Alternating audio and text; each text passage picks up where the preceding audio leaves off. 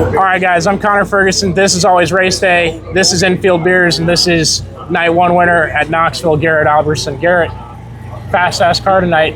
You end up in victory lane. Your team owner was just telling me about how much it means to win here and win at this great facility that we don't call a dump here. And you feel free to say whatever you want. I'm not pressuring you into anything. How's it feel to get in victory lane tonight? It's super special. You know, it was obviously kind of a different race, real fast, a little hard to pass. I knew getting a really good start was going to be really critical. They had kind of packed that top lane in there, so everything just kind of fell perfect for me. But you know, we were in place, qualified well, did everything we kind of needed to do, so it felt really cool. What did you think of? I guess, has anyone told you about how chaotic the race was behind you? Because you didn't get a front row seat for any of those wrecks because you were half a straightaway down every time you restarted. Has anyone talked to you about it, and what do you think of how many cars we saw wreck tonight? Yeah, I mean, for sure, you know, the yellows keep coming out and the reds keep coming out. That's never good, you know. So here especially, you're going really fast, and you know, I feel for all these guys involved in these wrecks because none of them are cheap here. You know, and none of them feel good either. So I hope Tyler's all right. Hud, Carson, Brian, all them guys that were in them wrecks. You know, a couple of them sounded like blowouts, which is a little alarming. And so yeah, hopefully all them guys are all right. It was a weird race. It just felt like it was hard to get a rhythm going. But at the same time, the one time we had a long run, we caught lap cars, and we were all like about in the same part of the track, and it was the dirty air is really bad here. So I was like, not obviously for the guys wrecking, but a little thankful for the yellows selfishly, just to, you know, separate the field. Yeah, separate the field back out, you know, but yeah, it's just the way racing goes sometimes. Well, and you say that's just the way racing goes, and I think some out there share your mentality with that, but do you think there should be, you know, 24 sprint cars running here as a support class tonight, anything like that to help widen out the track and make things better, or do you think this is kind of as close to good as you're going to get, and we should just race smarter? You know, for sure. I think being a sprint car area, you know, you might get a little more excitement if you kind of have the mixture of sprint cars and late models. You know, obviously I don't get involved in the schedule. If you're not in the stands because it's just late models, and you would come out here for 24 sprint cars of just no one you know, just don't be a fan of dirt racing. These guys are kick-ass, I promise. Yeah, but you know, for sure, I think it would be cool to. I always like getting to run against, or you know, with the sprints at the same time, just because you do get a little bit of variety of fans and people in the pits. It feels like a little bit of a different world for some reason, but it always is cool to kind of put them together. So, because of how this event is formatted, and I was asking him, you know, do you wish it was combined points because you won tonight and you bring a good point total into Friday? And he said he didn't really wish that because now he can go and try stuff on Friday. They take your best night of the two instead of combining them for the weekend. What are you going to look for tomorrow? What are you going out on the track trying to find with the opportunity to kind of search around and see what you got? You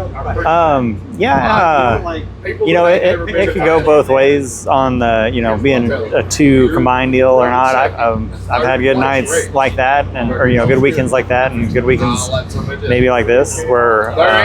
But I personally do kind of like, you know, if you get a good night under your belt and some really high points, then maybe you do get to learn a little bit about your car, because this place is so tricky and it's really easy to miss it. See you later. And it takes kind of a unique approach that you can kind of maybe work on that. Generally, you know, steering around the corner and not missing the lane on the throttle is real critical. And you know, you always think that you can do better than you're doing with your car. So you know, just kind of keep on thinking things that will help in that regards, and try not to lose the speed you got. So tell me how you guys came in contact, how you got together, and where your late model career was at coming into this is your 5th year with him? Yes, correct. Long time in dirt racing. I feel like anything above 3 is like, that's pretty cemented. And since I had been covering the sport and got into it in 2020, I was like, I don't think I've ever seen Garrett Alberson in a 58 car that was different. Right. And then I feel bad when I haven't interviewed a guy before like this. So yeah. how'd this pairing end up being what it is? Well, I met Ken. I worked in Shreveport, Louisiana for quite a few years, probably like 2014 to 2020, pretty much. Worked for Ronnie Stuckey at Black Diamond Chassis and was, assembling cars and stuff and racing a little bit locally for a guy down there. Just regional, local stuff. Somewhat competitive every now and then, but this was always my goal. But it was kind of felt like hard to get there from there, and I'd make a lot of mistakes and always kind of overthinking the car part of it. And so met Ken building cars for him when I think Ray Gus was still driving for Ken, and then I crewed for a couple years for Earl Pearson Jr. On the Black Diamond House Car team. And after the second year, I knew I wanted to get back to driving because I felt like my window of opportunity to go do it, if that's what I wanted to do, was going to run away from me. So I told Ken, because we'd been in contact a lot that year, just kind of over the phone, kind of a tech guy, tech support for him, that I was going to try to get back to driving. Really, not even to go drive his car. He was a good friend, and I just wanted him to know where I was headed with my career there. Well, I think as a thank you for helping him, he tried to get me hooked up with a guy in Wisconsin, and it almost worked. It was right around COVID time, and that fell through. Well, they had just got a second car built. Jeremiah Hurst was his primary driver at the time, and they were like, well, just come drive our second car. And I was like, okay, that sounds kind of cool, and didn't have anything going on at the time, really, and because I'd quit that other team crewing, so it just worked out just right. That's amazing. I know so many crew guys that find themselves kind of stuck in that right now, and then also on those regional tours, and how hard it is just to get like a SLMR car to run faster. And I've watched guys buy new Longhorn chassis. I won't name drop you, Charlie. I just did anyway. And still not, it didn't make them faster. It just made it more complicated for them. And it's really tough to get into this sport, and you have to have a natural gift at it. And I think you guys do, and you have a great pairing here, that you've gotten up to 6th in the Lucas standings. And I think you're going to miss the cutoff for 4, but to be this close this early in your career, as long as I can say that, as long as you don't think you're old. How old are you? 36, actually. I would have guessed 10 years younger, and I'm 27, and I think I'm old. So you can say that if you want, but that's good.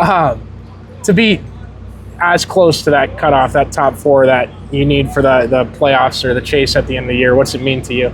It's huge. It was our goal going into the season, was trying to make that top 4, and for a chunk of the season we looked like we had a really good shot at it, and just had a couple things not really go our way, and then kind of a string of just so results that kind of ended that hope right there, unfortunately. But yeah, for sure to be like in the mix and kind of in the talk for it was big. Last year we were a little bit too far back the whole time to really ever be in the mix, but and there's still potential, I think, to get to 5th if we have a couple more good runs here, so that's definitely the goal. Hell yeah. Do you want to say anything about that getting run over a couple weeks ago? Nah, I didn't think you did. I didn't want to bring it up, but I did want to ask. Racing's tough, and there's a lot of pressure on all of us, and I just moved on. Today, every day is a new day, and just try to do our best every day. Kurt Schroeder told me that he's going to be one of the nicest guys I've ever met. That checks out. All clear here. That's the winner from night 1, Garrett Alberson. Thanks for watching, guys. Appreciate y'all. Yep, thanks for having me.